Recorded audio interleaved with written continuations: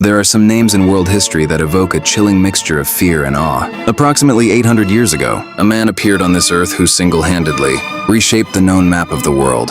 The thunder of his horse's hooves made grand empires from Asia to Europe tremble. With a single command, he stopped the very flow of history. In the pages of history, the controversy surrounding him never ends. To the Western and Islamic worlds, he was a ruthless, bloodthirsty tyrant.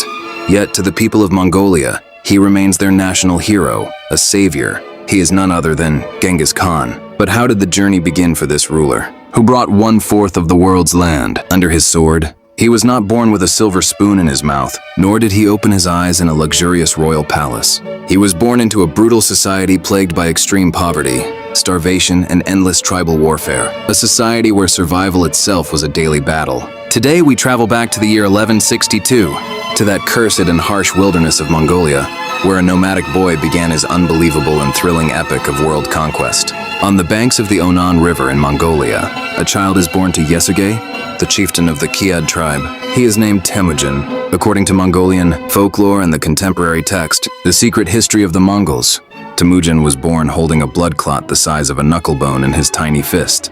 Seeing this, the tribal shamans prophesied in astonishment, "This child is no ordinary human.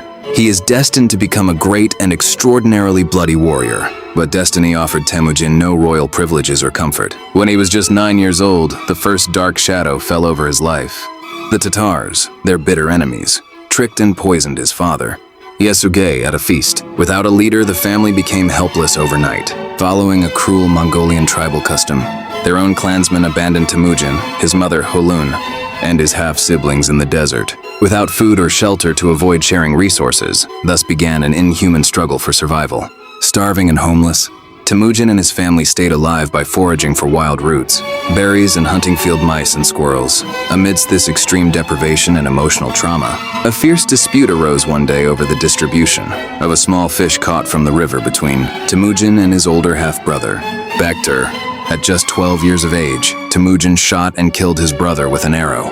This event proved just how cold and hardened the brutal Mongolian wilderness had made him. He realized that to survive in this world, one needed absolute ruthlessness, not mercy or emotion surviving his harsh childhood. Temujin stepped into youth and married his childhood betrothed, Borte. Finding Borte brought a rare sliver of peace and stability to his life. But the nomadic life of Mongolia respected neither rules nor peace. He became desperate for revenge to reclaim his honor. He sought help from his childhood Anda, blood brother, Jamukha, and his father's old ally, Togrul Khan, Ong Khan, the powerful leader of the Kurait tribe. Utilizing Temujin's fierce determination and political foresight, the three leaders assembled a massive joint army. They launched a sudden and devastating counterattack on the Merkits, successfully rescuing Borte unharmed. Conquering Mongolia was just the trailer. Genghis Khan's main feature was about to begin. He understood that to keep the warlike energy of the unified Mongols alive, he had to direct it outward. He transformed the nomadic clans into a highly disciplined, terrifyingly efficient, and modern military machine. Their primary strengths were incredible equestrian speed, unmatched tactical flexibility, and flawless archery while riding backward on horseback. Genghis Khan represents one of the greatest contrasts in human history. Wherever he faced resistance, he unleashed unprecedented genocide.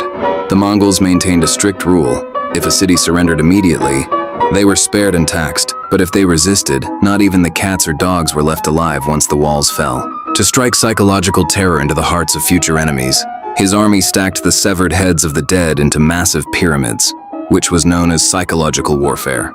Yet the flip side of this coin was remarkably progressive and modern. Coming from a non-literate nomadic society, Genghis Khan established an order that contemporary Europe or Asia could scarcely imagine. Within the Mongol Empire, absolute freedom of religion was granted.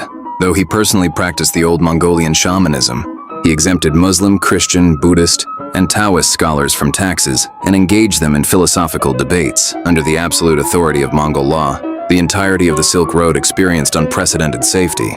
Contemporary chroniclers wrote, "A young maiden bearing a golden basin on her head could walk unmolested from one end of the empire to the other, for no bandit dared challenge the wrath of the Khan." The year was 1227. Genghis Khan was around 65 years old. Even at this age, he refused to sit idle. During his campaign against the Western Xia, Tangut Empire in northwestern China, he fell heavily from his horse during a hunt.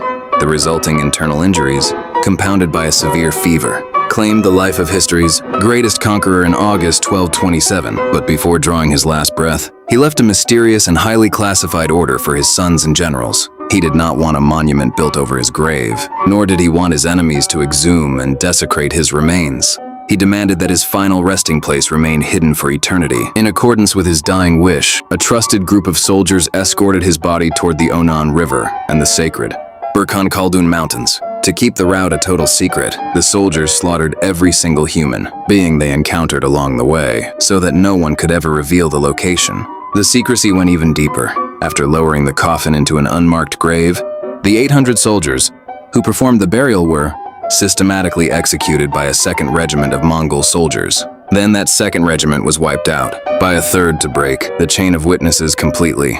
Finally, to erase all physical traces, 1,000 horses were driven over the site, repeatedly until the ground was perfectly flat, and a river's course was diverted to flow directly over it. Today, despite the passage of 800 years and the deployment of advanced satellite imaging and ground radar, no scientist or archaeologist has ever discovered the tomb of Genghis Khan. It remains one of history's greatest unsolved mysteries. Genghis Khan, a single name that carries the blood-curdling legacy of an estimated 40 million deaths on one side, and the architectural foundation of global trade, communication, and a modern, interconnected world on the other. Rising from a starving, abandoned nomadic orphan to become the absolute master of the largest, contiguous land empire in human history is no fairy tale. It is a raw historical reality.